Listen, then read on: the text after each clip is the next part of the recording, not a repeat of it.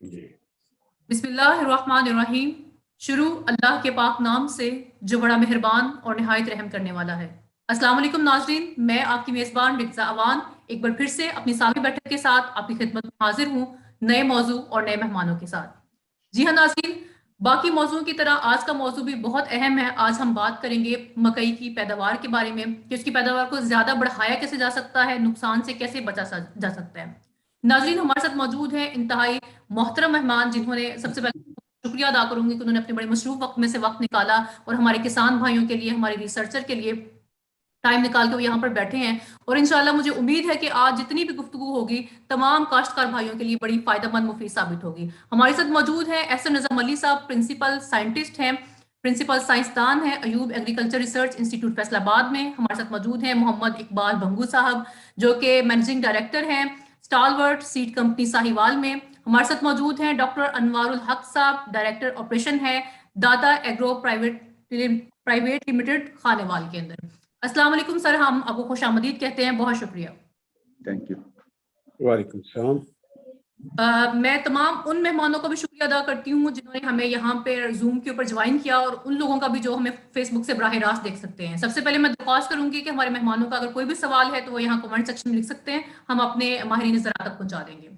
बिस्मिल्लाह करते हैं सर आज के सवालात का। सबसे पहले तो इकबाल साहब, मैं आपसे पूछना चाहूंगी कि जैसे कि आप जानते हैं कि मौसमियाती तब्दीलियां बहुत ज्यादा हो गई हैं, करंटली अभी तक बारिश नहीं हुई है, तो मकई की काश्त के ऊपर क्या बारिश का कितना दारोमदार है? लाइक मकई की काश्त करनी चाहिए या नहीं करनी चाहिए अगर बारिश नहीं होती है?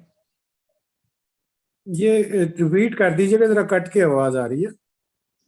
अ, अब ठीक आ रही है मेरी आवाज? जी जी, कर जी। सकते हैं।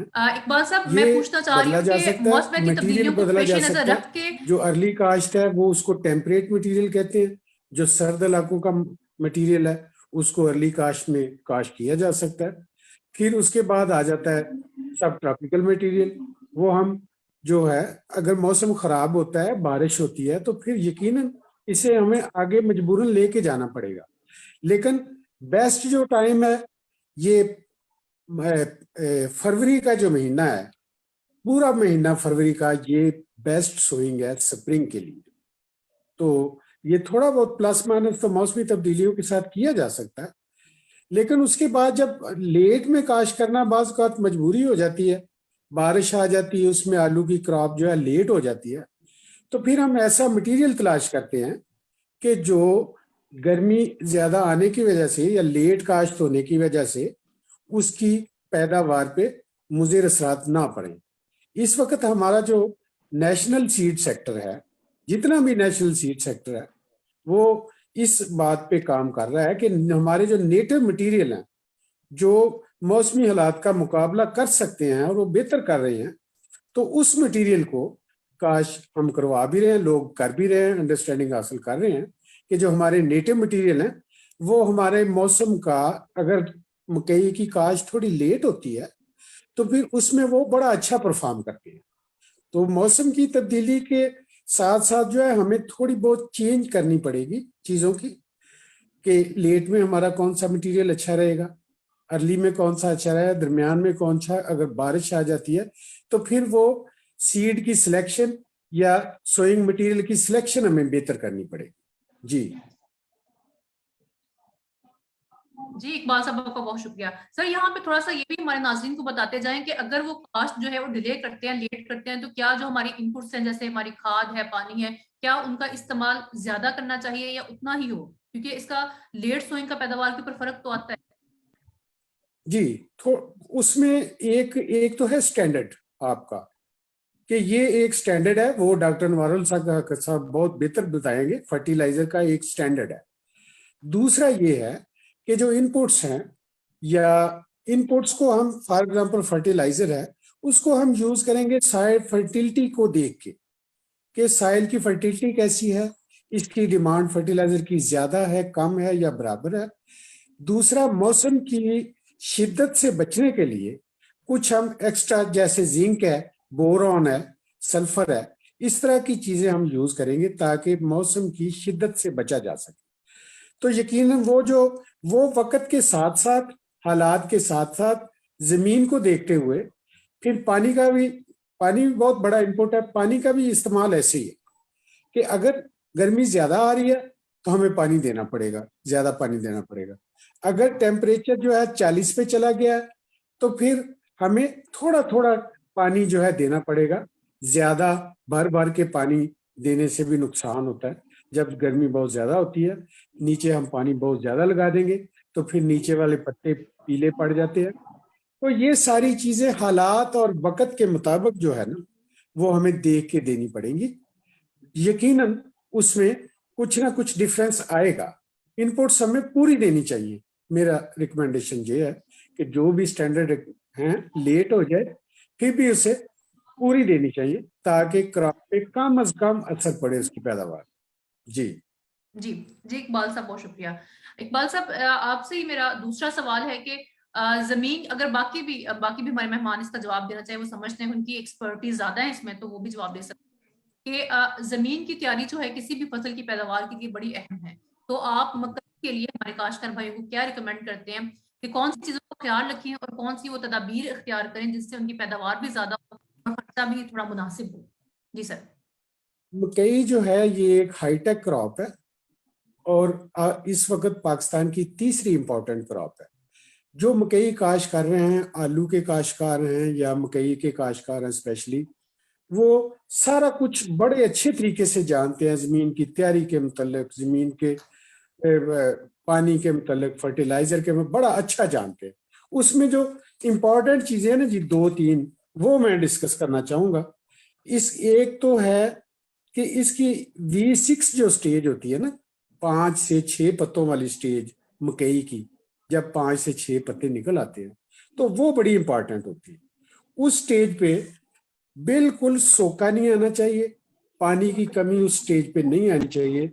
अदरवाइज ये जो पौधा है, ये एंड तक जो क्रॉप है उसको नुकसान हो जाएगा। ये इंपॉर्टेंट मैं बात बता रहा हूँ। दूसरा जो आजकल इंपॉर्टेंट बात है, वो स्प्रिंग क्रॉप में शूट फ्लाई का अटैक जो है वो 100% क्रॉप पे आ जाता है। शूट फ्लाई बहुत आती है, खसूसन स्प्रिंग क्रॉप। उस शूट फ्लाई के अटैक के लिए हमें जो है ये प्रॉपर जो है, जैसे बाइफेंथ्रीन है, लियोफिरॉन है, एमामेक्टन है, इनके मिक्सचर स्प्रे करने चाहिए। ये भी चीजें बखूबी जिम्मेदार जानते हैं। दूसरा जो है, जो माजरत के साथ आपकी बात को काट रही हूँ, अगर आप हमारे नाज़रीन को यहाँ पे बताते जाएंगे कितनी मिकदार जो है एकड़ के साथ हिसाब से स्प्रे करें तो वो ज्यादा मुफीद हो जाएगी। जी जी जी जी जी जरूर। ये जो इस स्टेज पे जो आती है अपना शूट फ्लाई का अटैक होता है, उसमें 250 सीसी बाइफेंथ्रीन और 100 सीसी लियोफिनोरॉन और 200 सीसी जो है एमामेक्टन, ये हम मिक्स करके अगर डालेंगे तो शूट फ्लाई का जबरदस्त किस्म का कंट्रोल आएगा। एक और बड़ी इंपॉर्टेंट बात है स्प्रिंग क्रॉप में, वो ये है कि अगर हम 10 फरवरी के बाद काश करते हैं, 10 फरवरी तक इतनी वो वीड्स वगैरह अटैक नहीं करती।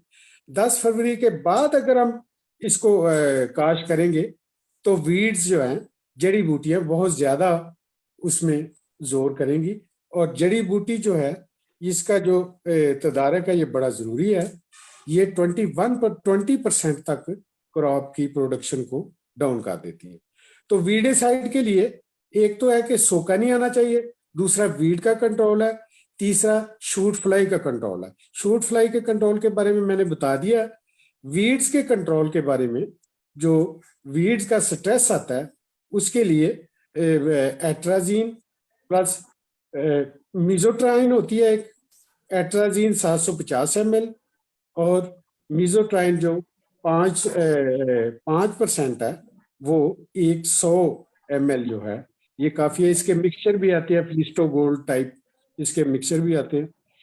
इसलिए ये जो है वीड्स के लिए ये बहुत जरूरी है, वीड कंट्रोल करना और शूट फ्लाई कंट्रोल करना। शुरू में ये बड़ी जरूरी चीजें दोनों। और इसके अलावा ये है कि इसमें इस स्टेज पे नाइट्रोजन की कमी नहीं आनी चाहिए, नाइट्रोजन की डेफिशिएंसी बिल्कुल नहीं आनी चाहिए स्टार्ट में। 6 पत्ते की 6 लीव्स की जो स्टेज है, ये बड़ी इंपॉर्टेंट स्टेज है। इस पे पौधा सिलेक्ट करता है, सारा कुछ अपना सिलेक्ट करके छल्ली किस नोड पे लगनी है, कहाँ पे कितनी उसकी पैदावार आनी है, ये चीजें उस वक्त पौधा डिसाइड कर रहा होता है। इस स्टेज पे जो क्रिटिकल स्टेज इसे कहते हैं V5 या V6 को, और इसको उसके बाद जो हमारा आता है वो है फॉल आर्मीवर्म, जो एक मसला आजकल बना हुआ है। इसका कंट्रोल बड़ा जरूरी है। ये आता है 1 फुट से लेके 2 फुट तक जब खाब आती है तो उस पे फॉल आर्मीवर्म अटैक करता है, और ये कंट्रोल इसका पिछले साल काफी प्रॉब्लम हो गया था। ये प्रॉब्लमेटिक पेस्ट बनता जा रहा है। ये इसको कंट्रोल करने के लिए ये ग्रेन्यूल्स जो है मार्केट में उसका इस्तेमाल करना जरूरी है।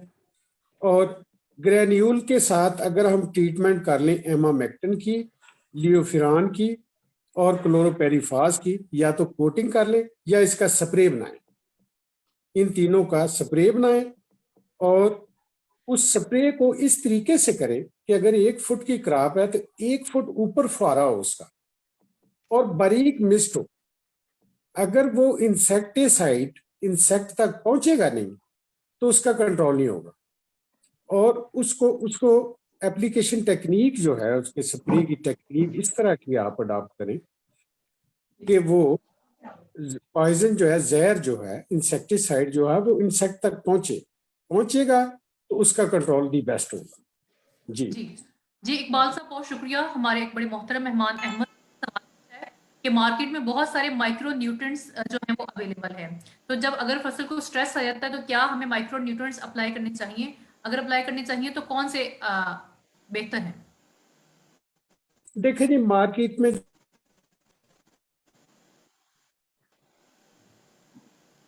जी इकबाल साहब, वो मार्केट में फार्मूलेशन बता के दिखा सकते हैं, या जो माइक्रो न्यूट्रिएंट अवेलेबल है उसमें एक मार्केट में चार्ट मिलता है कि क्या क्या डेफिशिएंसी है। उस डेफिशिएंसी के मुताबिक अगर हम उन्हें यूज करेंगे, ठीक है ना जी, कि उसमें क्या डेफिशिएंसी नजर आ रही है, पत्तों पे किस किस्म के स्पॉट है, वो एक पूरा चार्ट है। वो चार्ट अगर कहेंगे तो मैं आपको प्रोवाइड भी कर दूंगा। वो उस चार्ट के मुताबिक या माइक्रो न्यूट्रिएंट जो हैं किसी महकमा ज़राअत के बंदे से, या कोई प्राइवेट सेक्टर का कोई समझदार बंदा है, या उस प्रोडक्ट का कोई नुमाइंदा है, तो उसकी रिकमेंडेशन के मुताबिक आप उसे यूज कर सकते हैं। जी ब्लाइंडली इकबाल साहब, जी जी आपकी यहाँ पे जवाब खत्म हो गया या आप मजीद कुछ कहना चाहते हैं? जी खत्म हो गया। जी इकबाल साहब, बहुत शुक्रिया। नाज़रीन, मैं आपको यहाँ पर बताती जाऊं कि जैसा कि सर ने आपने बताया कि जब स्ट्रेस आता है तो बहुत सारे हमारे काश्तकार भाई इस चीज को आइडेंटिफाई नहीं कर पाते, जान नहीं पाते किस चीज का स्ट्रेस है।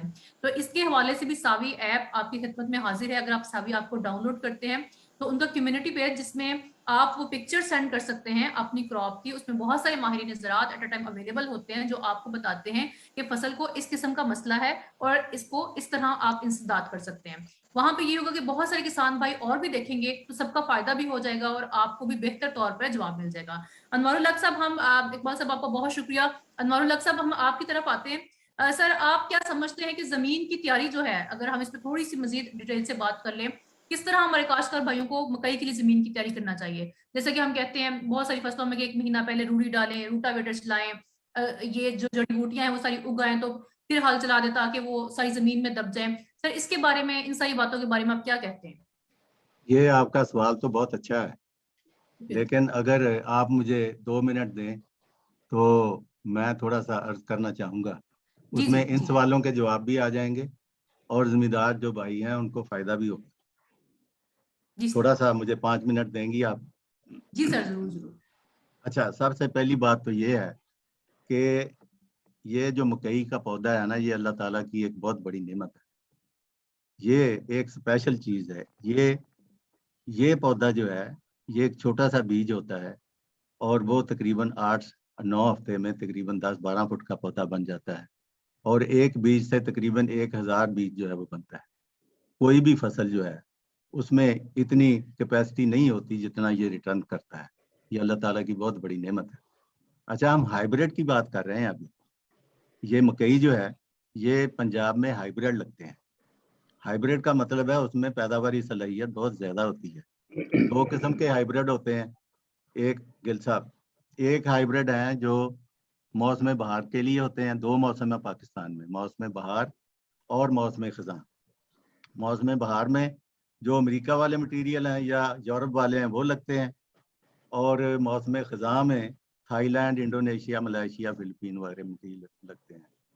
वो क्लाइमेट जो है वो हाई टेम्परेचर और हाई ह्यूमिडिटी होती है, और जो इधर अमेरिका वाली है वो माइल्ड टेम्परेचर होते हैं। अच्छा, उसमें अभी हम मौसम बहार की बात करेंगे।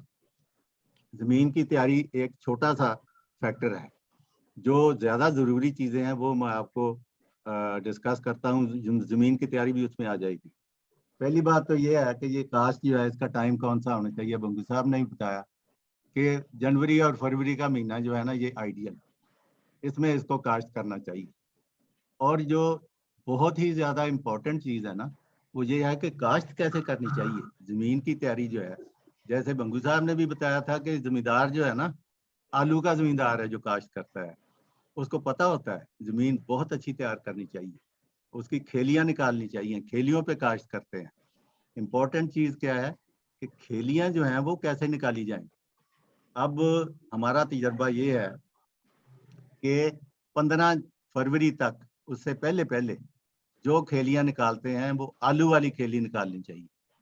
आलू वाली खेली जो है वो शर्कन कर्बन निकालनी चाहिए, और बीज जो है जनूब की तरफ लगाना चाहिए, खेली के जनूब आध में, दरमियान में, ऊपर नहीं, दरमियान में, साइड पे। तो ये 15 फरवरी से पहले पहले इसको करना चाहिए। अगर हम नहीं करते तो वो फसल जो है वो लेट हो जाती है, और लेट होने की वजह से वो गर्मी में आ जाती है। टेम्परेचर जो है 37 डिग्री सेंटीग्रेड होना चाहिए। इससे अगर ज़्यादा हो जाता है तो फसल जो है उसको दाना नहीं पड़ेगा। अगर 15 फरवरी के बाद जाते हैं तो फिर हम शर्कन गर्बन नहीं, फिर शमालन जनूबन खेलियाँ निकाल सकते हैं कपास वाली, और उनके दोनों तरफ काश्त कर सकते हैं। ये जो इतनी चीज़ें मैंने बताई हैं, इसका मकसद क्या है? इसका मकसद ये है कि हम काश्त इस तरीके से करते हैं कि फसल जो है टाइम पे फूल निकले। फूल निकलते वक्त जब टेम्परेचर जो है 37 डिग्री सेंटीग्रेड से बढ़ जाता है तो उसमें दाना नहीं पड़ता। तो ये काश्त का तरीका जो है ये हमें अपनाना चाहिए। उसके बाद जो दूसरी इम्पोर्टेंट चीज़ है वो ये है कि अब आपका छोटा सा सवाल है ज़मीन की तैयारी। ज़मीन की तैयारी ऐसे करनी चाहिए, मैरा ज़मीनें होती हैं ये आमतौर पे, जो दूसरी ज़मीनें कलर बर्दाश्त नहीं करती ये मक्की जो है। और जो क्रिटिकल स्टेजेस हैं इसमें मक्की में दो होती हैं। एक है नी हाई स्टेज। नी हाई होती है जब घुटने तक यानी फसल आती है। उस वक्त पौधे में ये फैसला होता है कि छली जो है कितनी बड़ी लगनी है, उसमें दानों की कतारें कितनी होंगी, और हर कतार में दाने कितने होंगे, वो उस वक्त फैसला होता है। उस वक्त तक खादें पूरी डाल देनी चाहिए। खादों पे मैं बाद में आता हूँ, 1 मिनट, मैं आपके 2-4 मिनट लूंगा कि खादें जो है वो कैसे डालते हैं। अच्छा, दूसरी क्रिटिकल स्टेज जो है वो फ्लावरिंग है, टेसलिंग, जब फूल निकलते हैं। इन दोनों स्टेजेस पे अगर किसी चीज की कमी आ जाए पौधे में तो वो बाद में पूरी नहीं होती। दो स्टेजेस हैं, नी हाई स्टेज और फ्लावरिंग स्टेज। अगर इन पे कमी आए खादों की तो पौधा जो है वो दोबारा सही नहीं हो सकता, उसकी कमी पूरी नहीं होती। अच्छा, अब खादों का थोड़ा सा मैं बताता हूँ। हाइब्रिड जो होता है उसमें हमने सलाहियत डाली है फालतू पैदावार लेनी है। 2+2 = 4। In hybrid it is 2+2 = 6। वो एडिशनल 2 जो है वो किधर से आया? वो फेवरेबल कॉम्बिनेशन जो है हाइब्रिड के जो पेरेंट्स होते हैं उनकी वजह से पैदावारी सलाहियत बढ़ जाती है। जैसे ये ब्रायलर नहीं होता, आप ब्रायलर जो है वो देखें, वो दिन को भी खाता है, रात को भी खाता है। अगर आप उसको देसी चूजे की तरह खुराक देंगे वो मर जाएगा। हाइब्रिड जो है वो भी ऐसे ही होता है। इसमें पैदावारी हदफ का नजरिया आता है। पैदावार ये देता नहीं है, पैदावार ली जाती है। कैसे ली जाती है? हमने ये कैलकुलेट किया, ये अप्रोक्सीमेट है कि अगर 1 मन पैदावार लेनी हो ना तो 1 किलो नाइट्रोजन 1 किलो पोटाश और आधा किलो फास्फोरस उसकी जरूरत है। ये तीनों फर्टिलाइजर एलिमेंट है मेन, NPK, बाकी जो है वो बात की बात है। तो तीनों जो है, अगर आपने 1 मन लेनी है तो 1 किलो नाइट्रोजन, 1 किलो पोटाश, आधा किलो फास्फोरस उसको चाहिए। अगर आपने 100 मन लेनी है तो 100 से ज़रूर दे के डालें। अगर आपने 150 मन लेनी है तो उसको 150 से ज़रूर दे के डालें। अब बाज़ औक़ात जमींदार कहते हैं कि मैंने 100 मन लिया है लेकिन मैंने तो खादें इतनी डाली हैं। ये पैदावारी हदफ का नजरिया यही है, जमीन में से फसल ने वो चीजें रिमूव की है, चाहे उसने डाली है या नहीं डाली। उसका जो पहले जो फसल थी ना जमीन में, रेजिडुअल फर्टिलिटी जो है वो उसमें थी, वो फसल ने ली और वो पैदावार जो है उसने दी। पैदावारी हदफ का नजरिया क्या है कि पैदावार मक्की देती नहीं है, उससे ली जाती है। लेने का तरीका क्या है? ये क्रिटिकल स्टेजेस जो है इनका ख्याल करना है। हम रिकमेंड करते हैं कि आमतौर पे अभी आजकल बहुत खाद महंगी है, 2 DAP 2 SOP ये नीचे डालनी है। उसके बाद 2 बोरियां यूरिया, ये तकरीबन 6 पत्तों की स्टेज पे डालना है, प्लस जिंक 5 से 8 किलो जिंक डालते हैं। और उसके बाद नी हाई स्टेज यानी घुटने तक जब फसल आती है उससे 8 से 10 पत्ते होते हैं, उस वक्त उसको 2 बोरियां यूरिया डालनी है। ये क्रिटिकल स्टेज है, इस वक्त फैसला हो रहा है फसल में। ये सारी खाद आपने मुकम्मल करनी है। 8-10 पत्ते की स्टेज पे आपने खाद को मुकम्मल करना है। अगर आपने उसके बाद डालनी है उसका फायदा नहीं होता, फसल हरी हो जाएगी लेकिन पैदावारी हदफ का नजरिया पूरा नहीं होगा, फसल पैदावार की तरफ नहीं जाएगी। अब नी हाई स्टेज पे आपने खाद मुकम्मल कर दी, सब कुछ मुकम्मल कर देना है जो कुछ आपने डालना है। उसके बाद 1 बोरी यूरिया जो है वो फूल आने पे डालने हैं। और फूल आने पे डालने का मतलब ये है, उस वक्त थोड़ी बहुत पोटाश की ज़रूरत भी होती है। अगर थोड़ी बहुत पोटाश ज़मीन में अगर कम है, आपने पहले कम डाली है तो उस वक्त आप डाल दें। लेकिन अगर फ्लावरिंग है, 1 बोरी यूरिया डालेंगे तो थोड़ी 10-15 किलो पोटाश जो है सोल्यूबल उसके साथ अगर मिक्स कर दें तो आपकी फसल की पैदावार बेहतर हो सकती है। अच्छा, मैंने जो चीज़ें बताई हैं वो ये बताया है कि तरीका काश्त बहुत इम्पोर्टेंट है।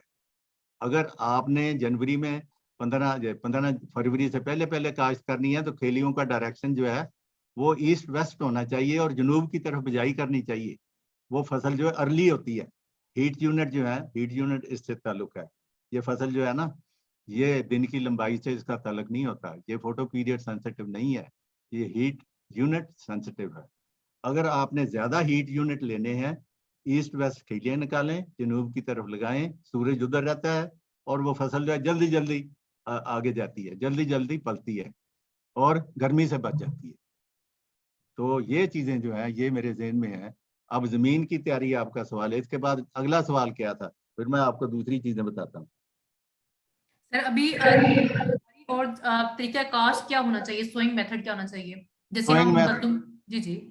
सोइंग मेथड जो है ये खेलियों पे करनी चाहिए। देखें, जब हमने शुरू किया था ना, 80s में शुरू किया, तो पहले पानी लगाते हैं, उसके ऊपर बीज लगाते हैं, हाथ से लगाते हैं। हमारे पास प्लांटर होते थे, न्यूमेटिक प्लांटर, 3-3 लाख का, 4-4 लाख का प्लांटर लाते थे। तो जब हमने इजिप्ट से सीखा, मिस्र से 89 में मिस्र में ये तरीका सीखा। और जब हमने आके इधर पाकिस्तान में लोगों को बताया ना, तो वो मजाक करते थे, वो कहते थे ये पागल लोग हैं, ये हाथों से करेंगे, हम तो हजार हजार एकड़ मक्की काश्त करते हैं। अभी तक जो कामयाब तरीन मक्की का तरीका है ना वो हाथ से है। खेलियां जो है, आलू वाली खेली निकालते हैं, ईस्ट वेस्ट जनूब की तरफ लगाते हैं, पानी पहले लगाते हैं, उसके ऊपर बीज लगाते हैं, चोपा लगाते हैं। जो ये तरीका जो है कामयाब तरीन तरीका अभी पाकिस्तान में ये है। और दूसरा जो है 15 फरवरी के बाद, अनवरुल साहब माजरत के साथ आपकी बात को मैंने काटा। सर ये जो बड़ा किसान है जिसने एक बड़े रकबे पे लगाना है, तो क्या उसके लिए ये मुश्किल नहीं हो जाएगा हाथ से लगाना? ये अभी पता क्या है, प्लांटर भी आए हैं लेकिन प्लांटर जो है इतने ज्यादा कामयाब नहीं है, थोड़े बहुत होते हैं। अभी 87 से लेके आज तक चोपे वाला मेथड जो है चल रहा है। अभी जमींदार प्लांटर ला रहे हैं, वो काश्त करते हैं, लेकिन चोपा फिर भी कामयाब है। सबसे बेहतरीन जो है ये है मैं ये नहीं कहना चाहता कि ये टेक्नोलॉजी जो है उसके मैं अगेंस्ट हूँ, टेक्नोलॉजी के अगेंस्ट नहीं हूँ। वी डोंट हैव इम्प्लीमेंट्स इन पाकिस्तान, जो प्रॉपर इम्प्लीमेंट्स हैं वो बनाने के लिए यहाँ प्रॉब्लम्स हैं, वो नहीं है अभी तक। तो ये वजह है। प्लांटर डॉक्टर साहब आ गए, अब प्लांटर आ गए, अभी आए हैं, करते हैं लोग, शुरू हो गए। उनकी रीच जो है मैक्सिमम फार्मर्स तक नहीं है, ये भी बड़ा इशू है। हाँ जी, ये मशीनरी का इशू है, लेकिन अगेन चोपे वाला तरीका अभी भी टॉप पे है। जी जी अनवर साहब, आपका बहुत शुक्रिया। हम रफीक साहब की जानब चलते हैं, क्योंकि रफीक साहब बड़ी देर से खामोश बैठे हुए हैं। रफीक अस्सलाम वालेकुम। रफीक साहब, क्या आप हमें सुन रहे हैं?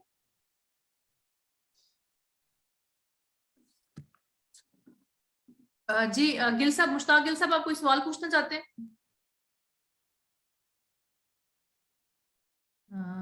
मुश्ताक साहब, आपका माइक जो है वो म्यूट है। अभी सुन सकते हैं जी? जी सुन सकते हैं जी।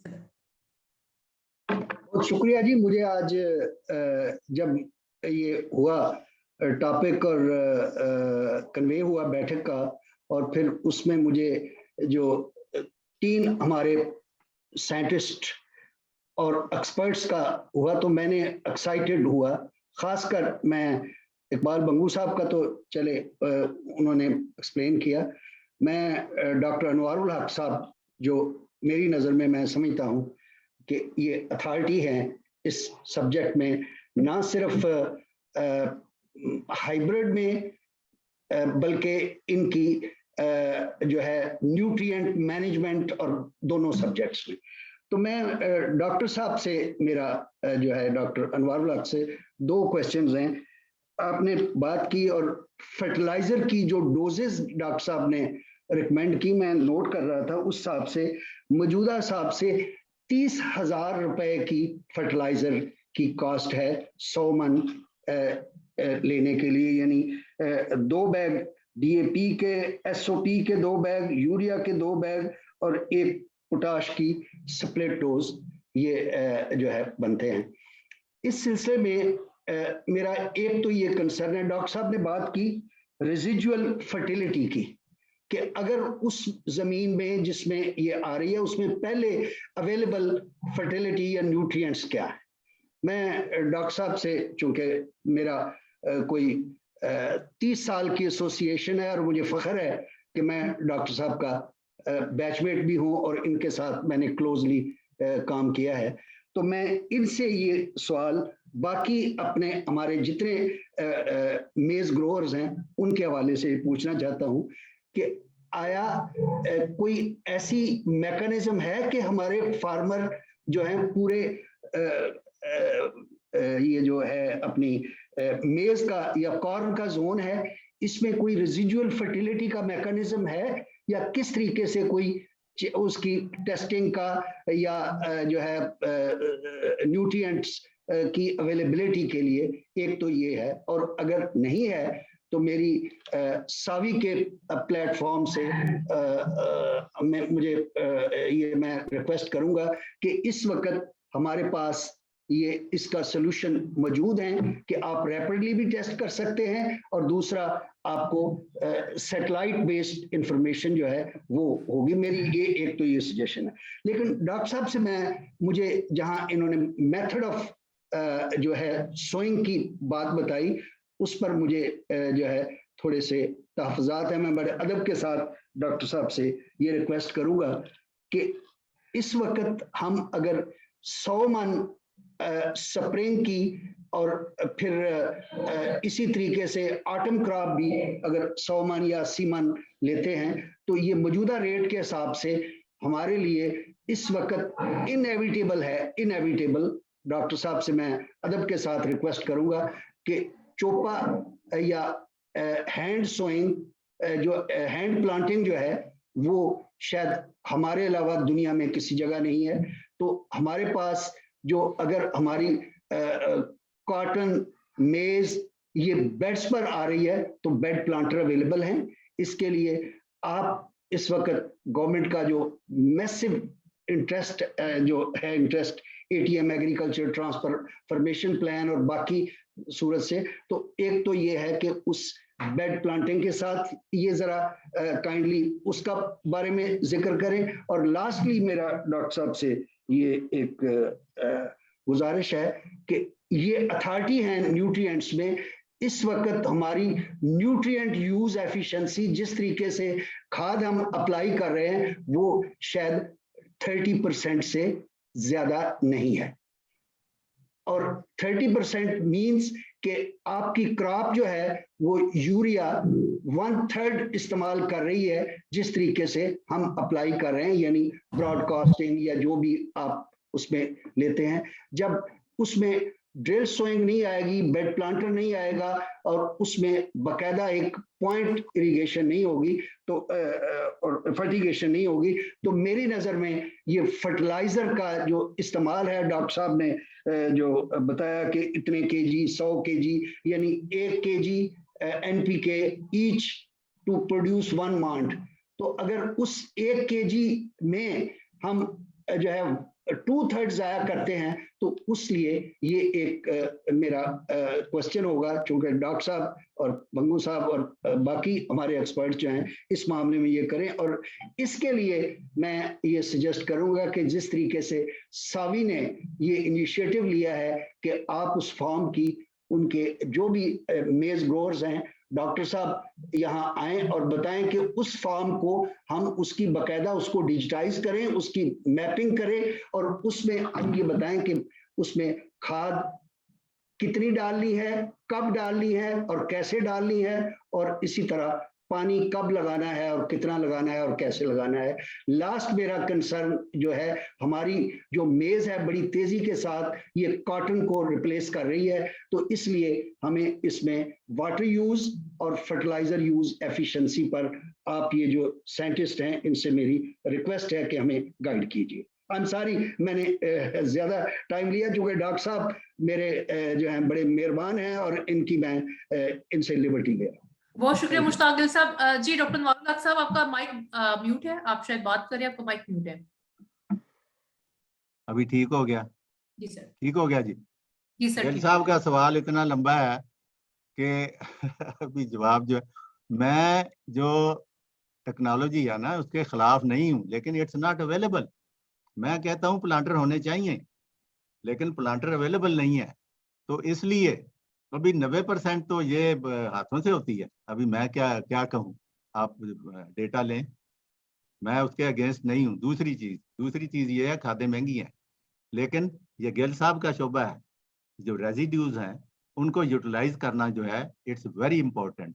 अगर हमने फसलों को करना है, हमारी ये एक तो माहौल खराब करते हैं, रेजिड्यू को जला के उनको यूज करना चाहिए जमीनों में, ताकि माहौल भी खराब ना हो और सॉइल फर्टिलिटी जो है वो भी इंक्रीज हो। रेजिड्यू को इस्तेमाल करेंगे, ऐसी चीजें ऑर्गेनिक जो है यूज करेंगे, तो फिर हमारी जमीनें बेहतर होंगी। जमीनें मुर्दा हो रही हैं, जमीनें जिंदा करने के लिए रेजिड्यू जो है वो डालने चाहिए और उनको इस्तेमाल करना चाहिए, फिर ये होगा। तो जो टारगेट है यील्ड गोल वाला तसव्वुर जो है वो अपनी जगह कायम है, वो इधर उधर नहीं हो सकता। फसल को वो चाहिए चीजें, अगर फसल को आप नहीं देंगे वो पैदावार नहीं देगी। तरीके दूसरे हैं, आप ये जानवरों का जो है रेजिड्यू वो इस्तेमाल कर सकते हैं, फसलों का रेजिड्यू इस्तेमाल कर सकते हैं। अगर ये तरीकाकार शुरू करेंगे, आस्ता आस्ता हमारी ज़मीनें जो हैं वो बहुत बेहतर हो जाएंगी और फिर ये पैदावार जो है बेहतर होगी इंशाल्लाह। जी बहुत शुक्रिया नवाजुल हक साहब। रफीक साहब, क्या आप हमें सुन रहे हैं? आई डोंट नो कि मैं काफी देर से आपको बुला रही हूँ। रफीक साहब, क्या आप हमें सुन रहे हैं?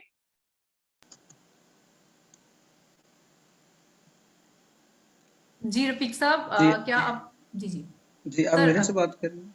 जी रफीक साहब आपसे बात कर रही हूँ। जी, मेरा नाम एहसन रजा मल्ली है।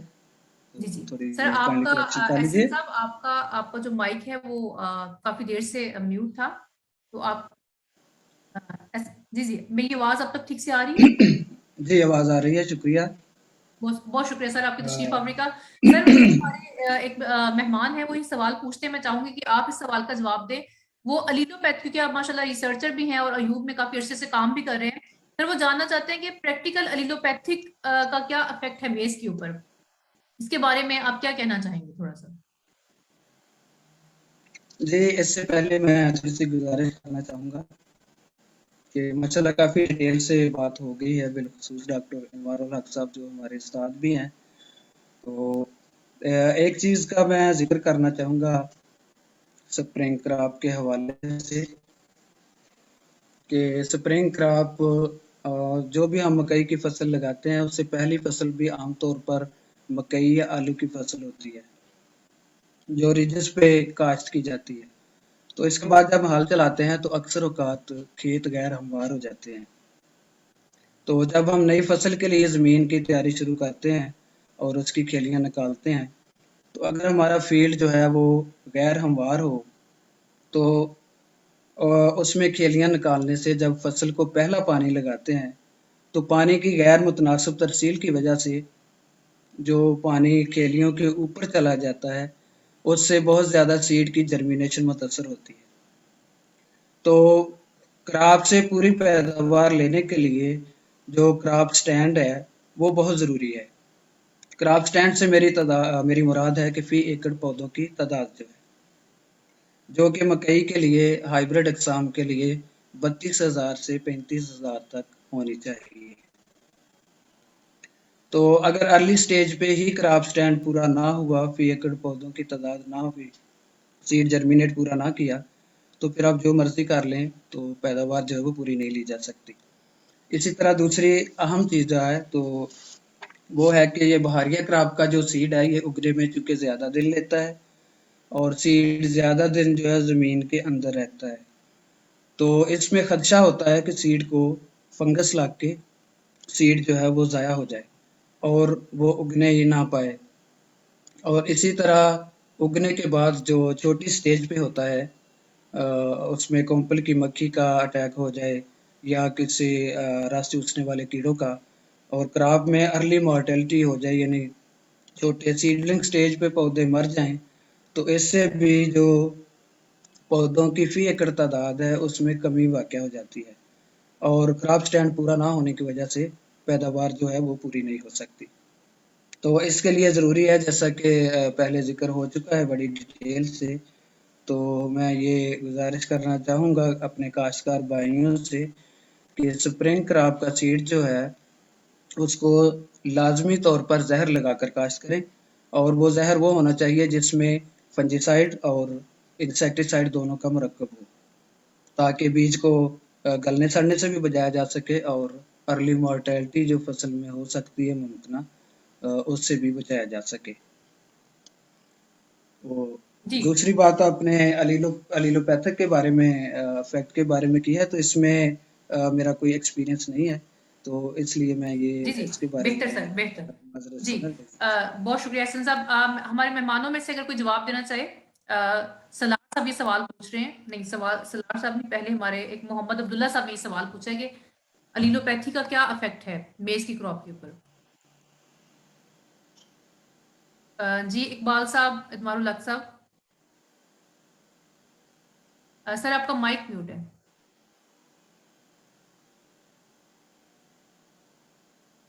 एलोपैथी जो है ना ये होती है किसी प्रीवियस फसल जो होती है ना उसके जो रेजिड्यू बच जाते हैं उनके असरात जो हैं उस फसल पे ख़ास तौर पे बीज पे जर्मिनेशन पे जहाँ तक मेरा नॉलेज है वो होता है। मक्की में हमने कोई ऐसा ख़ास एलीलोपैथिक इफेक्ट जो है दूसरी फसलों का देखा नहीं है। ये कपास के बाद होती है या ये आलू के बाद होती है। तो ये ज़रूर है कि फर्टिलिटी के जो प्रॉब्लम्स हैं उनकी वजह से फसल में नुकसान होता है। मसलन अगर शुगर केन के बाद करें तो फिर ये नुकसानात होते हैं। तो एलीलोपैथी एज सच मेरे नोटिस में नहीं है। जो सनफ्लावर होता था उसमें एक वीड होती थी औरू बैंक की मेरा ख्याल उसका नाम होता था, उसकी वजह से उसकी जर्मिनेशन पे प्रॉब्लम होता था, उसकी फसल जो है अच्छी नहीं होती थी। तो मक्की में मेरा ऑब्जर्वेशन ये नहीं है कि मक्की में एलीलोपैथिक इफेक्ट हो किसी दूसरी फसल का जो प्रीवियस होती है। आलू का कोई इफेक्ट नहीं है मेरा ख्याल, कॉटन जी का भी कोई इफेक्ट ऐसा नहीं देखा गया। आई जी डोंट अनवर थिंक। उल हक साहब, आपको बहुत शुक्रिया। मैं अपने तमाम मेहमानों से दरख्वास्त करती हूँ कि अगर वो जो प्रोग्राम में मौजूद है, अगर वो सवाल पूछना चाहते हो तो काइंडली अपना हाथ खड़ा कर लें, क्योंकि ड्यूरिंग प्रोग्राम थोड़ा लंबा क्वेश्चन पढ़ना थोड़ा मुश्किल होता है। हमारे साथ मौजूद है हसान अहमद साहब। जी हसान साहब, आप क्या सवाल पूछना चाहते हैं? अस्सलाम वालेकुम, क्या मेरी आवाज़ आ रही है? जी वालेकुम सलाम, हम आपको सुन रहे हैं। जी श्योर।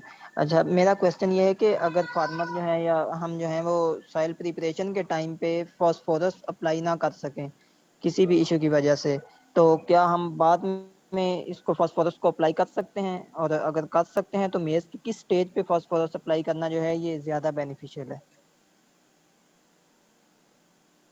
जी, मेहमानों में से कोई भी अपनी मर्जी से इस जवाब दे सकते हैं। जी सर। जी डॉक्टर साहब बताएंगे इससे बेहतर। ओके, ये है कि ये जो मौसम बहार है ना, अब हमने ये देखना है कि फास्फोरस जो ये है क्या, ये करती क्या है। फास्फोरस जो है ये रूट ग्रोथ के लिए है ना। रूट जो है उसकी प्रोलिफरेशन, उसकी जो ग्रोथ है फास्फोरस की वजह से होती है। अगर तो मौसम बहार है, मौसम बहार में फसल को टाइम बहुत मिल जाता है, ठंड होती है, तो अगर कोई हफ्ता 10 दिन की डिले हो जाए तो बाद में डाला जा सकता है। लेकिन हमारी रिकमेंडेशन जो है मौसम खज़ां की जो फसल होती है ना, उसमें क्योंकि टाइम नहीं होता, उसमें हम बिल्कुल रिकमेंड करते हैं कि पहले डालना चाहिए। उसका नुकसान होता है। नुकसान क्या होता है? रूट्स जो हैं वो प्रोलिफरेशन उनकी दूर दूर तक जाती है ना, जब फास्फोरस होती है तो वो दूर दूर तक नहीं जाती, वो एक हिस्से में ही रह जाती हैं, और इसकी वजह से वो न्यूट्रिशन जो है वो दूर दूर से ले नहीं सकती, एक्सप्लॉइट नहीं कर सकती न्यूट्रिशन को। इसलिए रूट उसकी ग्रोथ कम है तो फिर नहीं होगा। तो ये मौसम बहार की फसल में थोड़ा बहुत डिले हो जाए तो कवर हो जाता है, मौसम खज़ां नहीं होता, तो डाल सकते हैं बाद में, वो तो मजबूरी है। अगर नहीं है तो हम बाद में डाल लेंगे, और क्या है, ये चीज है। जी अनवर उल हक साहब, आपको बहुत शुक्रिया। मोहम्मद अब्दुल्ला साहब, ये जी मोहम्मद अब्दुल्ला साहब, आप सवाल पूछ सकते हैं। जी अस्सलाम वालेकुम मैम। वालेकुम सलाम। मैम मेरा जो क्वेश्चन था ना एलोपैथी का, वो इस तरह था कि उसके रेजिडुअल इफेक्ट्स नहीं, मैं एलोपैथी का क्वेश्चन इस सेंस में पूछ रहा था कि कुछ क्रॉप्स पे ना कुछ प्रीवियस या एग्जिस्टिंग क्रॉप्स के एक्सट्रैक्ट्स यूज किए जाते हैं, जैसे कि ये जो है ल्यूसन है या बरसीम है ना, उस पे किसी दूसरी क्रॉप का एक्सट्रैक्ट निकाल के तो वो उस पे अप्लाई करने से उसके कुछ पॉजिटिव इफेक्ट्स होते हैं, जिसमें उसको कोई चारे के लिए आपकी जो फसलें हैं ना उसमें वो ग्रोथ एडवांटेज देती हैं। तो मैं उस रेफरेंस से पूछ रहा था क्या मेज के लिए भी कोई इस तरह की रिकमेंडेशंस सॉरी मौजूद हैं, कि जैसे कि हम कॉटन पे वाइट फ्लाई के कंट्रोल के लिए पिछले कुछ सालों से रिकमेंड कर रहे हैं कि कोड़तुम्मा या ये जो सांजना है, इस तरह की ये चीजें, इनका एक्सट्रैक्ट जो है उसको अप्लाई करें, या नीम नीम के पत्तों का एक्सट्रैक्ट, तो उससे वो कंट्रोल होती है किसी हद तक। तो इसी तरह ये इस चीज के क्रॉप पे भी इफेक्ट्स हैं। तो मैं मेज के रेफरेंस से पूछा था कि क्या अगर किसी फार्मर का प्रैक्टिकल एक्सपीरियंस है, वैसे तो मैं खुद अल्हम्दुलिल्लाह वो एलोपैथी का स्टूडेंट हूँ, अभी मैं स्टूडेंट हूँ एमएससी का इधर एग्रोनॉमी का, डॉक्टर सरदार आलम जी चीमा साहब की चीमा लैब साहब के में। पास। जी जी। जी जी, तो मेरा भी इस पे कोई काम मैंने अभी किया नहीं, और ना ही मैंने कोई लिटरेचर स्टडी किया, लेकिन मैं पूछा था कि अगर प्रैक्टिकली किसी का कोई इसमें एक्सपीरियंस है तो वो शेयर कर दें। जी थैंक यू अब्दुल्ला साहब। एनीवन कोई बताना चाहे इसके बारे में हमारे मेहमानों में से? It's good learning for us. ये जो बता रहे हैं कि इनके पॉजिटिव इफेक्ट भी होते हैं, जो हमारे जहन में यही था, क्योंकि हमारा ये शोबा नहीं है कि इसके इल इफेक्ट्स होते हैं। It's good, it's good for us. हम आप सीख अब्दुल्ला रहे हैं इनसे। साहब, जी जी गुड। अब्दुल्ला साहब, इंशाल्लाह हम पूरा प्रोग्राम एक एलोपैथी के ऊपर हाँ करेंगे। जी। साहब को जरूर बुलाएंगे, क्योंकि हर एक्सपर्ट जो है वो हर सवाल का जवाब नहीं दे सकता। तो माशाल्लाह बड़ी डिटेल से मेज के बारे में गुफ्तगू हो रही है। तो इंशाल्लाह मैं पर्सनली भी आपको बाद में इस प्रोग्राम के बाद कॉल करूंगी और आपसे इस टॉपिक पे बात करूंगी। जी हाफिज वसी साहब हमारे साथ मौजूद है, हमारे बड़े मुअज़्ज़ज़ मेहमान है। अस्सलाम वालेकुम हाफिज साहब। रहीम। वालेकुम सलाम।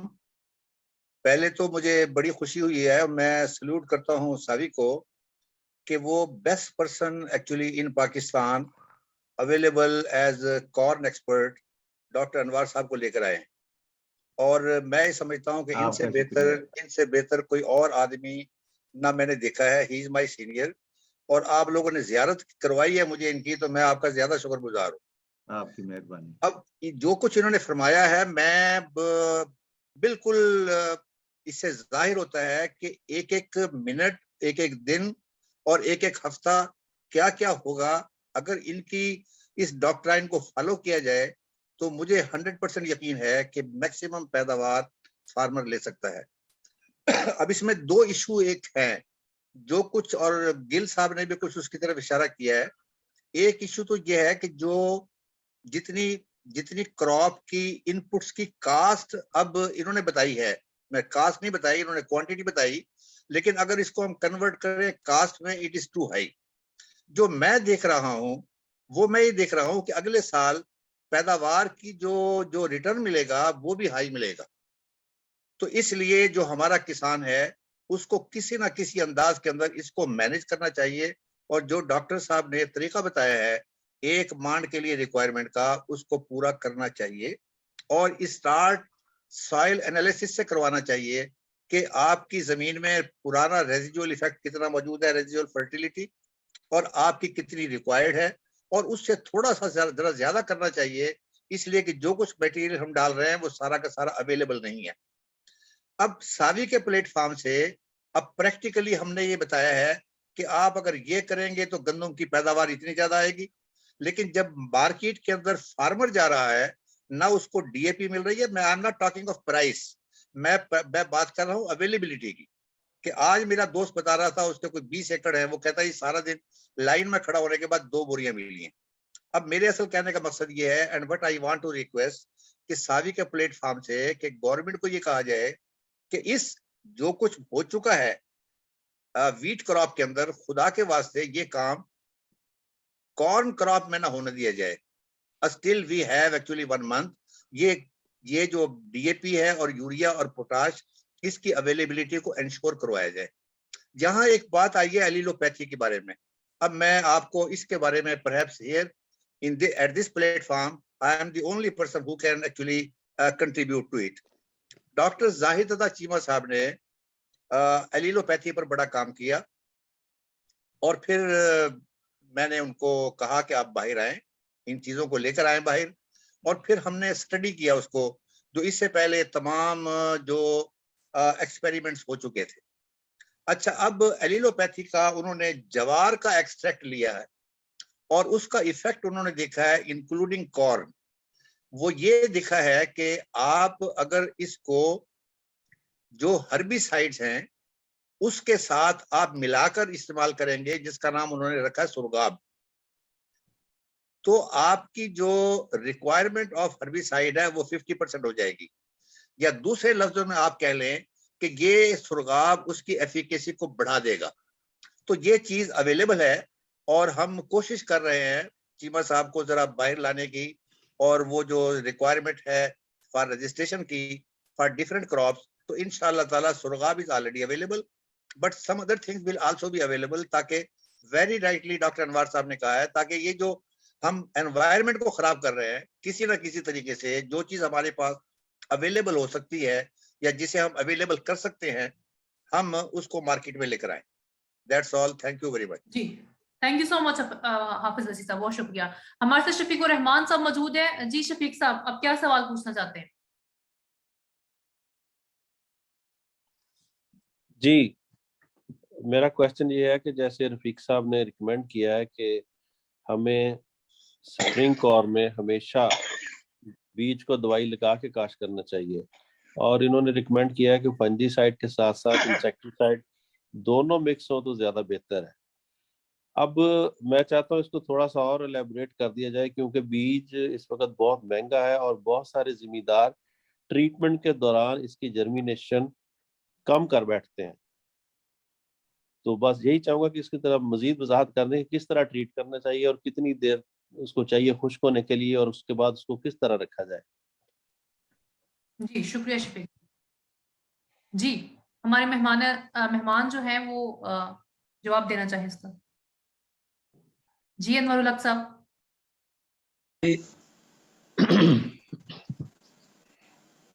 सर आपका माइक म्यूट है।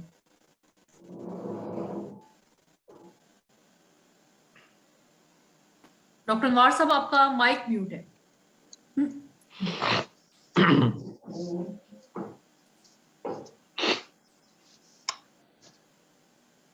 जी सर।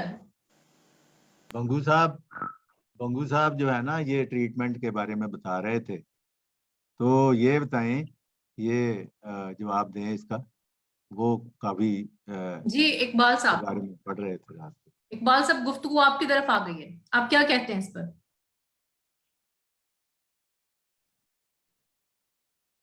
इकबाल साहब क्या आप हमें सुन रहे हैं? जी, आप मेरी आवाज आ रही है जी? हाँ जी जी, सर, आ आपकी रही आवाज है। हाँ जी, ये क्लोथिनाडिल है जी, क्लोथिनाडिल, ठीक है जी। हाँ, क्लोथिनाडिल। ये 100 ml जो है, ये एक 10 kg के लिए जो है ना जी, ये 100 ml 10 kg के लिए है ये। और इस पे ऊपर तरीका सारा लिखा हुआ है, पानी में डाल के इसे करके ड्राई कर ले। ड्राई करने के बाद इसे आप काश कर सकते हैं। और एक क्रूजर भी है जी, इसको भी आप यूज कर सकते हो। और मजीद भी अच्छे मार्केट में अवेलेबल हैं सीड ट्रीटमेंट, वो आप यूज कर सकते हैं, अवेलेबल है। Thank you sir, thank you Iqbal साहब। जी आमतौर जी पे मैडम, ये जी मैं जी बताना चाहूंगा कि अगर ये ट्रीटमेंट करते हैं ना, तो उसको रखा नहीं जा सकता ज्यादा देर। उसको उसी वक्त इस्तेमाल करना चाहिए, बीज को काश्त कर देना चाहिए। ये इस पे ज्यादा काम नहीं हो सका। हुआ कि बीज को दवाई लगा के कितनी देर रखा जा सकता है? आमतौर पे ज्यादा देर नहीं रखा जा सकता, इसको काश्त कर देना चाहिए, उसको जी खुशक आम करना तौर चाहिए। पे 2 से 3 घंटे तक इसे साए में खुश करना चाहिए और उसके बाद हाँ। इसकी काश्त कर देनी चाहिए। जी ठीक है। ऐसा सबका कहना है कि 2 से 3 घंटे साए में रखना चाहिए। आपका क्या कहना है इसके ऊपर? इसकी डोज के बारे में ये है कि 1/2 ग्राम जो है ना, ये 1/2 ग्राम, ये 5 से 7 ग्राम फी केजी सीड है जी। ये एक 10 ग्राम का है इसकी और एक 5 से 7 ग्राम जो है ना, जो आजकल जो आ रहे हैं मुरक्कब दोनों दवाइयों के, जैसे हमरे वगैरह है, जी। तो 5 से 7 ग्राम जो है दवाई वो फी केजी सीड के हिसाब से लगाकर उम्र उसको फिर साए में खुशक करना चाहिए। 5 मिलीलीटर लगती है जी, 5। जी जी 5 से 7 ग्राम या 5 मिलीलीटर, अगर लिक्विड है तो वो 5 मिलीलीटर हो जाएगी, और अगर पाउडर की शक्ल में है तो 5 से 7 ग्राम तकरीबन जो है ना, वो लिक्विड बना के लगा के उसको साए में खुशक करके उसके बाद इसकी सोई की जाती है। जी एहसन साहब आपका बहुत शुक्रिया। सलार साहब आप कोई सवाल पूछना चाहते हैं? जी बिल्कुल, आवाज आ रही है जी मेरी? जी जी आपको आवाज आ रही है। मेरा सवाल ये है कि मैं डिस्ट्रिक्ट राजमपुर से बात कर रहा हूँ। मेरे पास यानी कि कुछ मौसमी मकई का बीज बच गया था, तो आया वो बारिया मकई में लगा सकता हूँ मैं? नहीं लग सकते जी, बिल्कुल नहीं इसका लगते। इसका जवाब मैं देता हूँ। जी जी नवाब साहब, पहली बात तो ये है कि जो मौसम खजां का बीज है ना, वो मटेरियल दूसरा होता है, वो ट्रॉपिकल मटेरियल होता है, वो मौसम बहार में नहीं लग सकता। अगर वो टेम्परेट और ट्रॉपिकल मिक्स है तो लग सकता है, ठीक है। उसमें ये है कि ये इसकी मेच्योरिटी थोड़ी सी लेट होती है, फ्लावरिंग देर से होती है। लेकिन असल चीज क्या है? असल चीज ये है कि इसका टेस्ट होता है, ये जो मौसम बहार में हम काश्त करते हैं ना बीज, उसका कोल्ड टेस्ट होता है। एक दो टेस्ट होते हैं इसके बीज के। एक वार्म टेस्ट होता है, वो होता है 25 डिग्री सेंटीग्रेड पे, उसको 7 दिन तक रखते हैं, तो वो जो उसका उगाव होता है परसेंटेज, उसको कहते हैं warm germination, warm test germination percentage. दूसरा कोल्ड टेस्ट होता है। कोल्ड टेस्ट ये होता है कि बीज को तकरीबन 1 हफ्ते के लिए 10 डिग्री सेंटीग्रेड पे भिगो के रखते हैं, 10 डिग्री सेंटीग्रेड पे, फिर वहां से निकाल के फिर उसको वार्म टेस्ट में रखते हैं, 25 डिग्री सेंटीग्रेड पे उसको रखते हैं। जो उसकी जर्मिनेशन आएगी उसको हमने कंसिडर करना है। वो जो मौसम खज़ां वाला बीज है ना, उसका कोल्ड टेस्ट जो है वो बहुत लो होता है। पॉसिबिलिटी है कि लो हो और वो उगे ही ना इस मौसम में। इस मौसम की ये बीज की रिक्वायरमेंट है, ये वैरायटी या हाइब्रिड की रिक्वायरमेंट नहीं है। बीज जो है उसका टेस्ट होना चाहिए।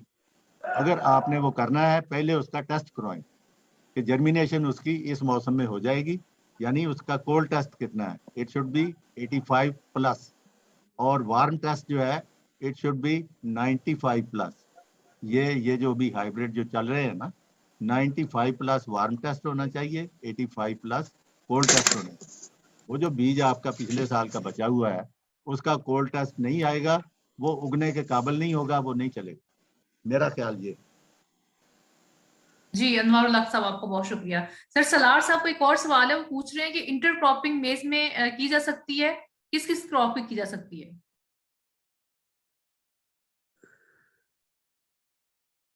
जी सर।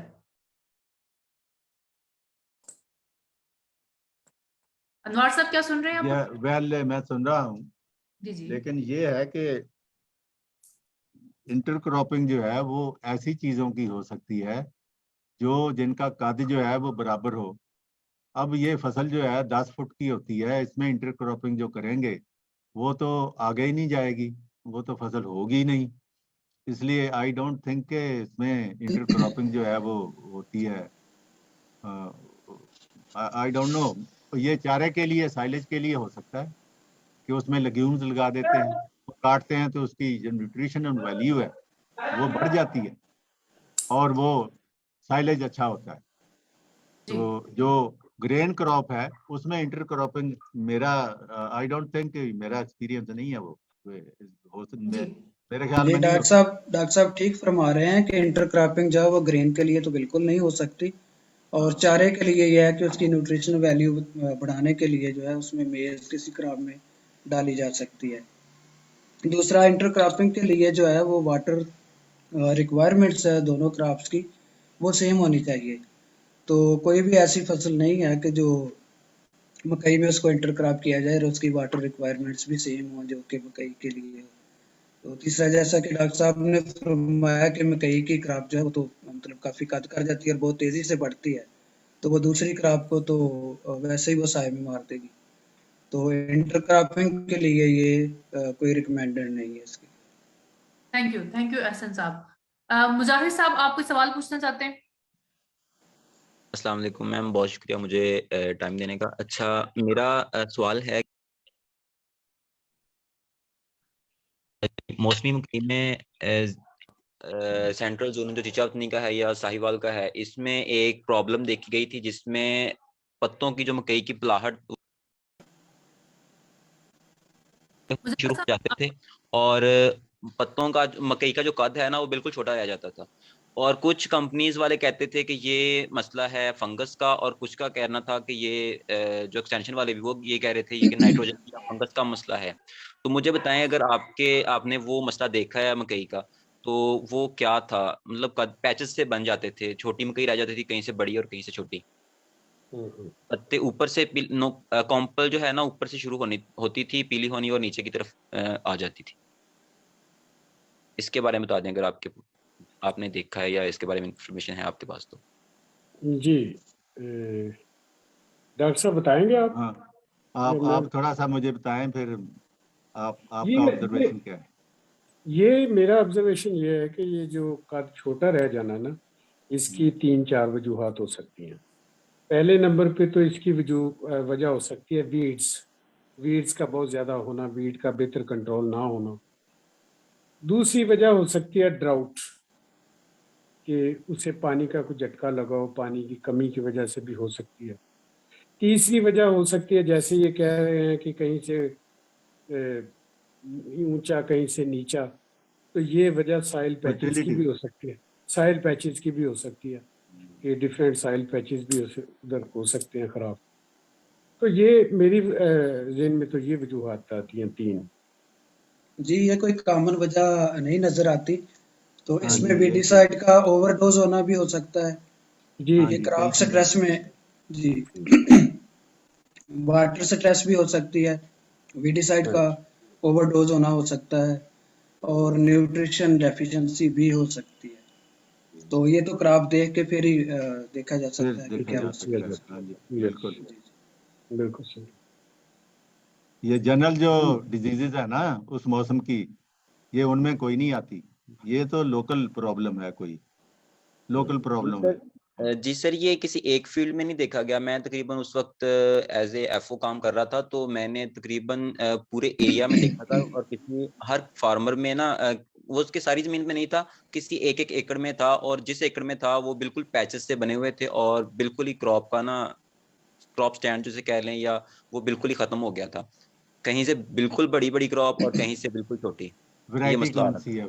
वैरायटी कौन सी है? वैरायटी का भी कोई मसला नहीं था। वैरायटी तकरीबन सभी में जो प्राइवेट वैरायटी है ना, सारी प्राइवेट वैरायटीज में थी, सब वैरायटियों में थी ये। जी जी, नहीं, ये मसला ये तो मैं नहीं कह सकता, लेकिन तकरीबन हर वैरायटी में ही देखा गया है। एफएमसी की जी जो थी वो उसमें भी देखा गया, और पायोनियर की जो मेन वैरायटीज हैं उनमें भी देखा गया। वैरायटी का इसमें कोई ताल्लुक नहीं था इस ये भाई एबेमा। पैचेस में थी, तो इसका ये भी देखना पड़ेगा कि सॉइल प्रॉब्लम ना हो, क्योंकि सॉइल में अगर सेंक वगैरह या इस तरह का कोई मसला हो तो उस पैचेस में वो इफेक्ट करती है क्रॉप को, और वो पैचेस में उसकी जो अलामत हैं वो ज़ाहिर होती हैं। लेकिन तो सर उस आपका वक्त कोई आपको सॉइल देखनी चाहिए थी कि उनकी जड़ें जो है पौधों की वो गली सड़ी तो नहीं है, जी कि सर, उसमें मतलब सेंक वगैरह या इस तरह की कोई चीज़, अच्छा टर्माइट्स सर, होती हैं। जी जी मुझे एक बात बता दें, मकई में आपने कभी फंगस का हमला देखा है, या आपकी नजर में कभी आया हो आपके एक्सपीरियंस में? जी बिल्कुल रूट होता रॉट है। हो सकती है, हाँ रूट रॉट हो ठीक सकती है, ठीक है। जो फंगस हो जनरल सकती डिजीजेज है। है ना, मैं डिस्कस करता हूँ आपके साथ।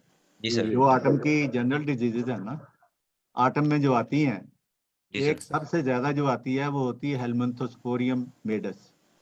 वो पत्ते जो हैं उनके ऊपर ना पीले रंग के इर्रेगुलर से दाग पड़ जाते हैं। दूसरी जो डिजीज होती है वो ये हेलमिंथोस्पोरियम मेडस की वजह से होती है। और दूसरी डिजीज जो है वो एक कॉम्प्लेक्स की वजह से होती है। उसमें कितने ही ऑर्गेनिज्म होते हैं, वो है कि पत्ते की जो पौधा है ना उसकी जड़ जो है वो सड़ जाती है, और वो पौधा जो है मुरझा जाता है और आस्ता आस्ता मर जाता है। तो लेकिन ये है कि ये 100% नहीं होती। ये तो कोई 100 में एक पौधा पौधा होता है, या इससे कम या ज्यादा हो सकता है। ये दूसरी मेन डिजीज ये है। तीसरी मेन डिजीज जो है वो ये है, अभी आई हुई है, उसको बोलते हैं सिफेलोस्पोरियम मेडस। सिफेलोस्पोरियम डिजीज जो है वो ये होती है कि हर 200 पौधे के बाद एक पौधा जो है ना, जब मेच्योरिटी के करीब होता है तो विल्ट हो जाता है। उसको लेट विल्ट बोलते हैं। ये मेडिटेरेनियन क्लाइमेट जो है मिस्र वगैरह से आई है पाकिस्तान में। इसकी छल्ली बनती है, लेकिन छल्ली छोटी रह जाती है, क्योंकि छल्ली बनने के फौरन बाद ये मुरझा जाता है पौधा।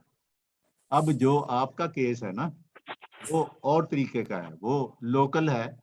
और जो आप बता रहे हैं उसमें ये भी हो सकता है कि जमीन जो है ना इरेगुलर है, जमीन में फर्टिलिटी का प्रॉब्लम है। अब हम जाके देखते हैं ना, जब कि फसल जाके देखी इरेगुलर है, हम वहां जाके ये असेसमेंट करते हैं कि नाइट्रोजन की डोज जो है पूरी नहीं है। अगर नाइट्रोजन की डोज पूरी हो तो फसल एक जैसी हो जाती है। तो ऐसी चीजें होती हैं, ये लोकल कोई प्रॉब्लम है। आई डोंट थिंक के देखे बगैर इसका कोई जवाब नहीं दिया जा सकता।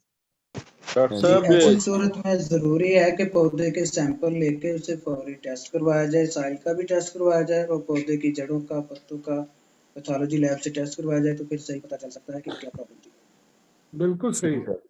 स्पॉट देख के पता चल सकता है। सही। हाँ सर जी, हाँ वैसे जी। ये जो बीमारी थी, ये उन एकर्स में देखी गई है जिन एकड़ में ना जो मतलब गंदम के बाद उसको खाली छोड़ दिया गया और बाद में मौसमी मकई काश्त की गई है। ये ज्यादातर उन फील्ड में देखी गई है, उस एकड़ में। बाकी बहुत शुक्रिया, आपने काफी इन्फॉर्मेशन में मेरे नॉलेज में ऐड किया। बहुत शुक्रिया सर।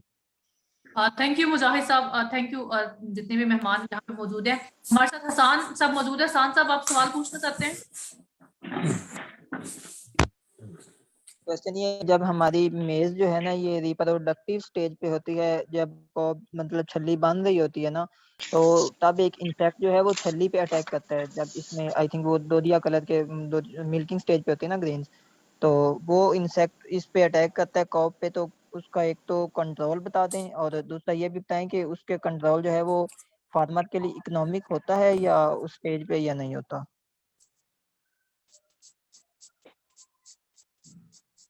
जी ये आर्मी वर्म होता है और गंदम से निकल के तो मक्की में आता है और सिल्क में आके ये अटैक करता है। सिल्क के ऊपर जो उसका परवाना है वो अंडे देता है और सिल्क जो है वो कट जाता है पोलिने। ये थोड़ा सा एक दो दाने जो है नुकसान होता है। इसका असल जो इलाज है ना वो तो है एरियल स्प्रे। हमारे पास ये प्रोविजन नहीं है।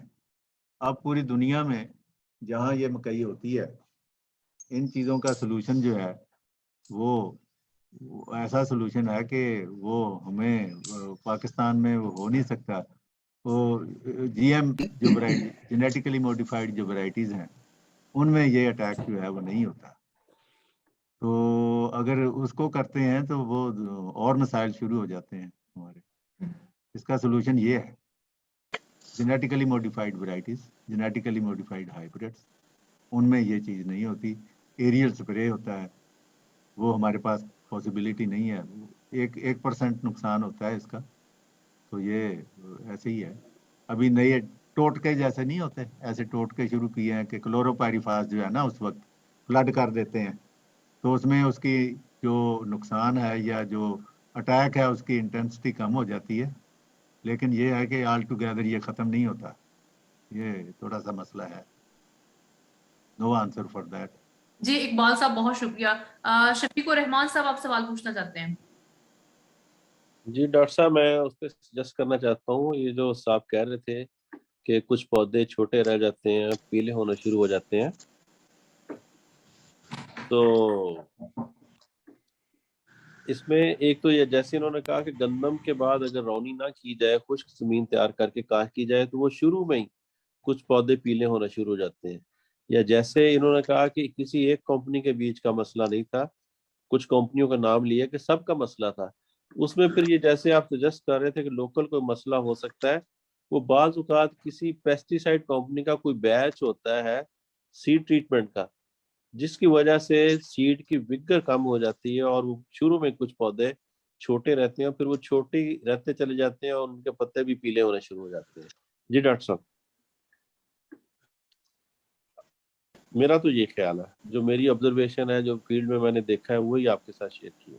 बहुत शुक्रिया शफीक साहब, आपका बहुत शुक्रिया। सलार साहब आप कोई सवाल पूछना चाहते हैं? जी बिल्कुल, मैं सवाल पूछना चाहता हूँ। मैंने चावल काश किया हुआ था अपने इलाके में। मेरा ताल्लुक है जिला राजमपुर से, रिवोट एरिया, जो कि उसमें चावल काश किया था एक फील्ड में। अब उसमें मकई काश करनी है, तो उसकी ज़मीन की तैयारी कैसे की जाए? और दूसरा सवाल ये है कि मेरा जो अभी मैंने मौसमी मकई काश की थी, यानी कि तो उसमें जो है ना, उसके जो टॉप वाला जो मकई का जो सिट्टा है, उसका टॉप वाले में वो यानी कि चीज खाली रह जाती है। और बारह मकई के लिए जो हमारे राजमपुर में सबसे बेस्ट वैरायटीज कौन कौन सी हैं, उनका नाम बता दें। जी सर। अब जमीन की तैयारी जो है ना, ये आप बताएं कि जो मुंजी आप काश्त करते हैं उसमें आप कद्दू करते हैं। कद्दू करने का मतलब ये होता है कि पानी खड़ा करके ना उसमें ट्रैक्टर चलाते हैं तो उसमें हार्ड पैन बन जाता है नीचे। मक्की जो है इसकी जड़ें जो है 12 फुट तक जाती हैं। अगर आप कद्दू करते हैं तो आपको उसमें चीजल चलाना चाहिए, गहरा हल चलाना चाहिए। गहरा हल चला के वो हार्ड पैन जो है उसको तोड़ना चाहिए ताकि न्यूट्रिशन का और पानी का फसल को प्रॉब्लम ना हो। तो ये ज़मीन की तैयारी ऐसे करनी चाहिए। और दूसरा जो आप फरमा रहे हैं ना कि ऊपर वाला सिट्टा खाली रह जाता है, वो टेम्परेचर की वजह से होता है। टेम्परेचर 37 से अगर ज़्यादा हो जाता है ना तो उसमें दाना नहीं पड़ेगा, वो खाली रह जाता है। ज़मीन की तैयारी जो है चिजल से करनी चाहिए ताकि वो हार्ड पैन जो है उसको तोड़ना है ना, ताकि आपकी फसल जो है वो अच्छी हो सके। लेवल करना है, लेवलिंग बहुत ज़रूरी है। लेवलिंग के बगैर फसल काश्त नहीं करनी चाहिए। मक्की जो है ना ये महंगी फसल है, अभी इस पे पैसे बहुत लगते हैं, तो आपको लेवल करना चाहिए। नवारुल हक साहब, चिजल चलाना मेरा चाहिए। ये माशाल्लाह मेहमान काफी एक्टिव है और मुझे खुशी है कि हमारे काश्तकार भाई जो हैं, हमारे रिसर्चर जो है इतना इंटरेस्ट लेते हैं।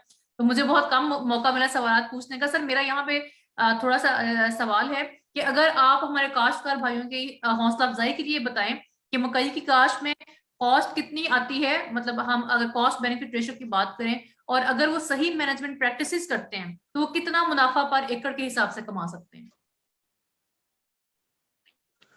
बहुत अच्छा बंगू साहब अब बताएंगे आप?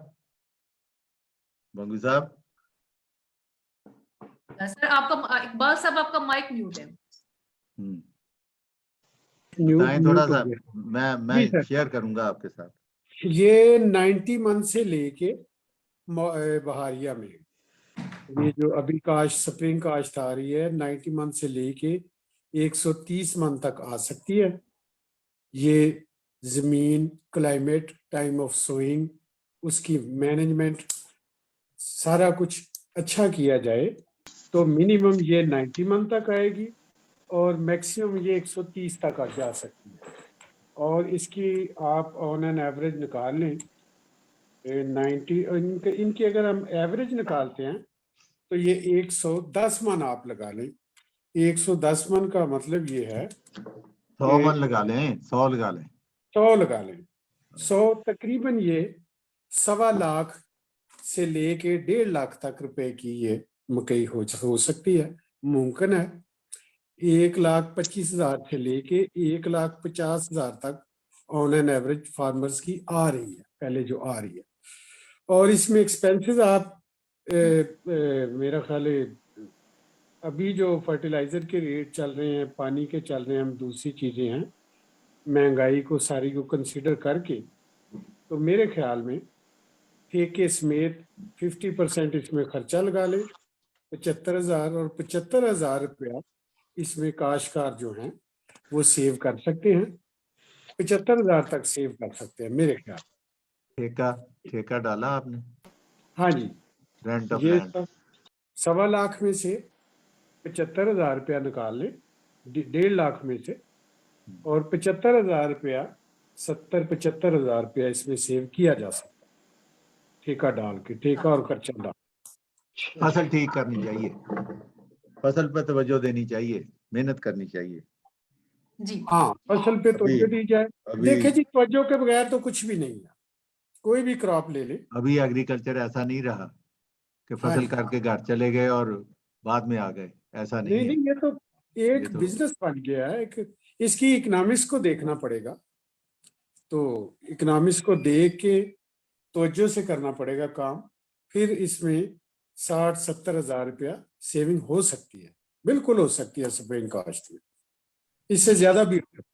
जी इकबाल साहब आपका बहुत शुक्रिया। नाज़रीन, मैं यहाँ पर आपको बताती जाऊँ कि हम बराह रास्त फेसबुक पर बात कर रहे हैं। हमारे बहुत सारे मेहमान यहाँ पे मौजूद हैं। हमारे साथ अनवारुल हक साहब मौजूद हैं, एहसन रजा साहब मौजूद हैं, इसके साथ साथ हमारे साथ इकबाल भंगू साहब मौजूद हैं। अगर आपका कोई भी सवाल हो तो आप फेसबुक से बराह रास्त भी पूछ सकते हैं। मुश्ताक गिल साहब, आप यहाँ पर कुछ कहना चाहेंगे?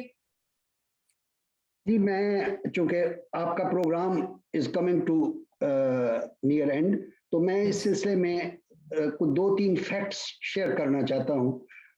मेरी डॉक्टर अनवारुल हक साहब से गुजारिश है कि जरा इनको करेक्ट कर दें, क्योंकि ही इज अथॉरिटी मेरी नज़र में पाकिस्तान में इस वक्त मेज़ में, सॉइल के लिहाज से भी और जो है हाइब्रिड जो वैरायटीज इन्होंने इंट्रोड्यूस कराई हैं।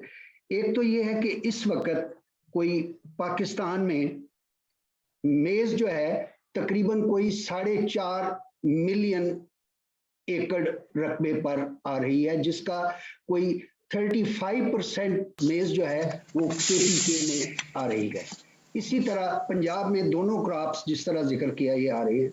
इसके लिए हाइब्रिड सीड भी इंपोर्टेड है, इसके लिए जो है पेस्टिसाइड्स, वीडीसाइड्स और उसके बाद फर्टिलाइजर्स, ये सारे इंपोर्टेड हैं। तो इंपोर्ट का इस पर ये बड़ा एक चैलेंज है। ये 4.5 मिलियन एकड़ पर जो है ये तकरीबन सर ये 6 लाख फार्मर जो हैं ऑलमोस्ट पूरे कंट्री में हैं। तो मेरा मकसद ये है कि ये इस प्लेटफॉर्म से जो है हमें एक सही टेक्नोलॉजी का, फार्म एडवाइजरी का एक मैसेज जाना चाहिए, जिसमें मेरी गुजारिश है कि डॉक्टर अनवार साहब जैसे एक्सपर्ट, डॉक्टर बंगू साहब हैं, शफीक साहब और हमारे बाकी एक्सपर्ट्स हैं, ये इस मिशन को ज्वाइन करें जो अभी रिसेंटली जो सावी ने इनिशिएटिव लिया है पानी के नाम से, Pakistan agriculture network of yield enhancement. इसमें 8 क्रॉप्स का जो फार्मर्स का, पूरे कंट्री से फार्मर्स का जो है वो लिया जा रहा है, उनका फार्मर्स का एक हेल्दी कंपटीशन लिया जा रहा है, जिसके लिए मैं एक तो ये चाहूँगा मैडम आप या अगर डॉक्टर खालिद साहब या अपना उमर फारूक साहब हो तो इसके बारे में डिटेल बताइए। लेकिन इसमें यह है कि हमें हर फार्मर को गाइड करना है और ये नहीं भूलना चाहिए कि इस सिनेरियो में जबकि सारी चीजें इंपोर्टेड हैं, हमें और कॉटन के एरिया को हम लेके चले हैं, तो हमें उस मैकेनाइजेशन का, जिसमें डॉक्टर अनवार साहब बार बार इजिप्ट का जो रेफरेंस दे रहे हैं, ये हमारे लिए गौर तलब बात है और मैं इस मामले में यहाँ शेयर करूंगा। मैं चंद एक कॉटन फार्मर को जानता हूँ जो डस्के के और उकाड़े के बने हुए बेड प्लांटर से मक्की साइलेज और इसके लिए काश्त कर रहे हैं, हाइब्रिड मक्की। तो मेरी गुजारिश है, बड़े अदब के साथ गुजारिश है कि इसकी लीडरशिप डॉक्टर अनवारुल हक साहब दाता सीड फार्म के, मैं नेक्स्ट टाइम इस कमिंग सीजन में मैं देखना चाहता हूं कि डॉक्टर साहब अपनी साइल भी टेस्ट कराएं। इन्होंने आज से 5 साल पहले जो है इनके पास सीडी साइल टेस्टिंग किट थी, उसको दे और बाकी जो मेज के फार्मर्स हैं उनमें भी करें। और पानी नेटवर्क के बारे में जो है मैं गुजारिश करूंगा मैडम आप या उमर फारूक साहब या अगर डॉक्टर खालिद साहब हों तो उसके बारे में जरा ये इस प्लेटफॉर्म से जी गिल साहब आपका बहुत शुक्रिया। नाजरीन, ये बड़ी अहम बात की गिल साहब ने कि इस वक्त जरूरत पैदावार को बढ़ाने की है और अपने वसाइल को बचाने की है। इसी चीज को मद्देनजर रखते हुए बहुत सारे हमारे किसान भाई नहीं जानते थे कि पैदावार को किस तरह बढ़ाया जा सकता है। जब हमें डेली बेस पे जो सवालात मौसूल होते हैं वो बड़े सादा होते हैं कि जमीन की तैयारी कैसे करें, खाद कौन सी डालें, स्प्रे कौन सी करें। हालांकि हम समझते हैं कि अब हमारे किसान भाइयों को इतनी एजुकेशन होनी चाहिए, वो इससे ऊपर बात करें। अगर फॉर एग्जाम्पल कोई किसान भाई गंदम की 60-70 मन या 80 मन पैदावार ले रहा है तो वो ये पूछे कि 95 मन पैदावार कैसे लेनी है। नाज़रीन, इस हवाले से हमने ये पानी competition Pakistan agriculture network of yield enhancement competition government के तावन से, जिसमें वो बहुत सारे गवर्नमेंट के अदारे हमारे साथ शरीक हैं, शुरू किया। एक्चुअली इसमें 8 बड़ी फसलें हैं, 5 अनाज और आलू वगैरह भी शामिल किए हैं। अगर कोई भी हमारा काश्तकार भाई इसमें दिलचस्पी रखता है तो सावी का जो मतलूबा नंबर है उस पर हमें मैसेज कर सकता है, मुकम्मल तौर पर रहनुमाई फराहम करेंगे। यहाँ भी अगर मैं शॉर्टली बताती जाऊँ तो जो भी फार्मर ने अपनी फसल इन फील्ड है या वो अभी लगाने जा रहे हैं, जैसा कि मेज की कास्ट जो है अभी जनवरी में स्टार्ट होगी, तो हम अपने किसान भाइयों को स्टेप बाय स्टेप साथ लेके जाएंगे कि अपनी हमारी जो ऐप है उसके जरिए मॉनिटर करेंगे सैटेलाइट डाटा से आपकी फसल को कि आपकी फसल में क्या क्या खामियां हैं, कहाँ कहाँ वहां पे आपको ट्रीटमेंट की जरूरत है। फिर हमारे जो एडवाइजर हमारे साथ माहिरीन ज़राअत बहुत सारे मौजूद हैं, वो एडवाइस करेंगे हमारे काश्तकार भाइयों को। इसके साथ साथ हम खुद डेली बेस पे या आप अभी ये टैप आएगा कि 3 दिन या हफ्ते की बेस पर हम रिपोर्ट बनाएंगे हर फार्मर की, उससे खुद कांटेक्ट करेंगे, खुद कॉल करेंगे, मैसेज करेंगे, उनको बताएंगे कि आपकी फसल में इस वक्त इस चीज की कमी है, ये चीज डालें, या किसी चीज की कमी नहीं है, खादों की जरूरत नहीं है या पानी की जरूरत नहीं है, क्योंकि हम सैटेलाइट डाटा से आपके फार्म को मॉनिटर करेंगे, तो आप मत डालें ताकि आपके रिसोर्सेज जाया ना हो, आपका खर्चा ज्यादा ना हो और आपका जो मुनाफा है वो आपके खर्चे से ज्यादा हो। ये एक छोटा सा ओवरव्यू था। मैं फिर कहूंगी कि जो काश्तकार भाई इस पैदावारी मुकाबले में दिलचस्पी रखते हैं वो जरूर हमें ज्वाइन करें। एक तो मुकम्मल तौर पे हम आपकी रहनुमाई करेंगे जो कि फ्री ऑफ कॉस्ट होगी। इसके बाद जो हमारे इंशाल्लाह विनर्स होंगे जो कि मुख्तलिफ कैटेगरीज हैं वो भी जो हमारे हमसे